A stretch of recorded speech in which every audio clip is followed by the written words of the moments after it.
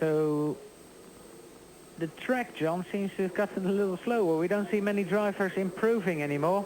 Well, here's a local boy, Gianni Morbidelli. Very confident, and according to team manager Jackie Oliver, very surprisingly quick and level-headed. Well, Arrow's Grand Prix International and their car, the Footwork Ford, have really had a bit of a result this year. They've got two young drivers who've turned out, I think, they've exceeded expectations, and certainly in the case of Morbidelli, he was maybe seen more as a filler than a serious driver in his own right, and they're delighted with the choice, and two young lions can only be very positive for a team, and Footwork is that team.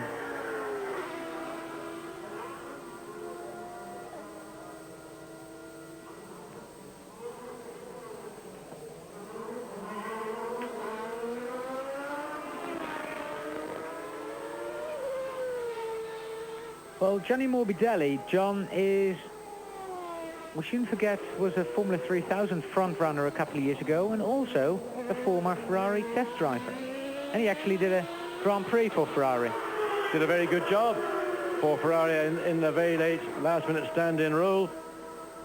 But Morbidelli, you're one of many. I mean, there are almost hundreds of young Grand Prix drivers, or aspirant Grand Prix drivers. But Dave, going back to this thing about talent, how today, as a team manager, do you recognize something that is maybe that little bit more special than the average? As I said, there's probably hundreds who aspire to being a Grand Prix driver, but did you actually recognize in Nigel Mansell, or when you come to a Grand Prix, can you say, well, that particular driver, in my mind, really has got all those qualities? People that claim to be able to do that, I'm not quite sure how they do that, John. It's very difficult to notice those sort of qualities. Obviously, the guys that are quick from the beginning of their career will generally carry that through until they're in Formula One. But as we said earlier, I didn't notice it, particularly in Nigel, and that was a big mistake, wasn't it? But it's not just being fast in a car today that's important. It's the ability to understand the technology and make the technology work for you, and that's something that, let's say, Michael Schumacher, who you worked with at Mercedes-Benz, would have seen. Conversely, it's claimed, going back to those days of the Mercedes sports car team, that Heinz-Harald Frentzen, in fact, was in sheer speed terms faster. But is he any better as a Grand Prix driver or as a driver? No, well, I was there the day we ran three guys for the first time at Ricard, and yeah, Heinz-Harald was very fast, and Michael was very erratic on the day, but you could see something there that ultimately, when he gathered himself all together, he would be very fast. But I still don't really know what it is you can see in them. It's just a bit of a gut feeling, I suppose. And, you know, Eddie follows these guys through their careers, and you have to look at these guys all the way through their careers, from Formula 3 through 3000. You can't just suddenly notice them when they get to Formula 1, and I think that's where Eddie scores over the other guys. So really that database he keeps at home is guarded like his crown jewels. Yeah, I think his database is called me, actually, because most of the time he's on the phone. Well, there's an insight into how young drivers are developed and brought into Grand Prix racing, and people like Eddie Jordan and Dave Price and many others who started running Formula 3 teams and developed into 3000 and ultimately into Grand Prix.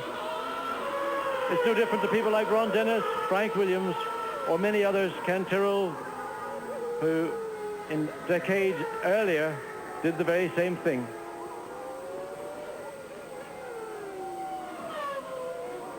Looking at the top of the list, there's still no sign of Ayrton Senna on the circuit. Also, since the red flag, we haven't seen Damon Hill out on the circuit either. So Senna, Schumacher and Hill, three of the top four drivers, have not been out on the circuit. And what we're watching the screen is Federer Lamy and John Lotus. They're all very nice people. They're probably very knowledgeable as well, how to set up a Grand Prix car, but this doesn't seem to be handling very good at the moment. It really looks a bit of a handful indeed for Pedro Lamy, and there is a young driver who competed in Grand Prix at the end of last year for Lotus, and you know, I don't know Pedro particularly well, but the little I've seen, he's the kind of driver, in my view, that who needs to be in a team where he gains confidence, and he's got, you know, that very warm feeling of a team around him.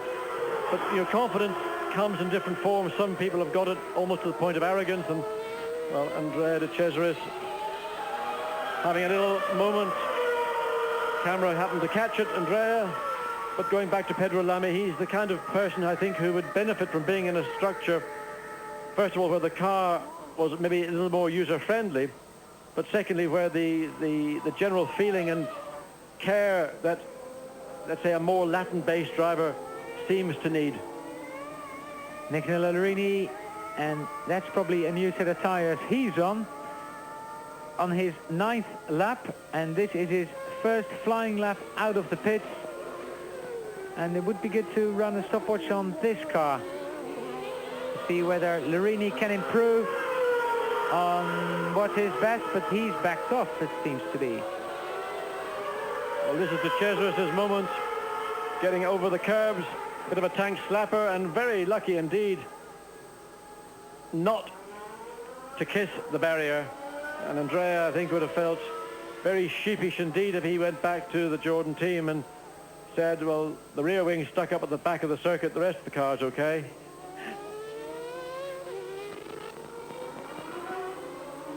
So Larini has backed off, only just in front of Pedro Lamy. Does it look like a very low rear wing on that Ferrari, John? Or?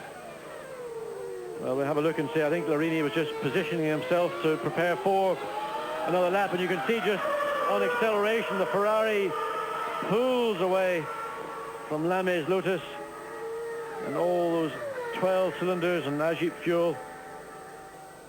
Rumour has it somewhere around about 770 to 780 horsepower from Ferrari at the moment. But that wing, in fact, I would say has been increased. The rear flap has been increased rather than lowered. Talking about V12 engines, John, there's another V12 engine here in Italy, which is apparently very good, according to Daniele Odetto of Lamborghini, but out of use at the moment. Well, he's very sad indeed, because they've got an air valve V12 engine, again producing similar figures, 770, 780, and they can't find a home for it. And I think that's a great shame, because we saw, towards the end of '93, when McLaren initiated a test program on behalf of Lamborghini, that the engine, in fact, was probably a better proposition for a team than we'd seen in its regular home at La Rousse. So Odetto trying to get a car basically for his engine. And the man who's had great results with that Lamborghini engine is actually Nicola Larini when he drove for the Modena team. And Larini right over the curbs, the rear wheel dropping into the dirt, to the grass at the side of the track. 23.126. So again, that, you know, if you lack a little bit of exuberance, just too much throttle too quickly, scythes away 2 or 3 tenths of a second. There we see it once again.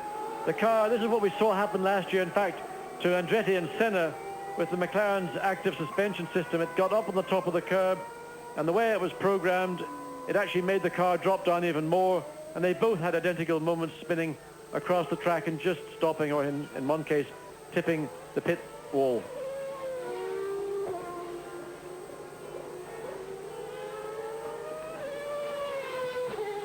Looking down to Acqua Minerale as Larini makes his way back to the pits. There's a McLaren just ahead of him. So Larini now completed 10 laps. This will be his 11th lap, and effectively he's stopped his own qualifying session.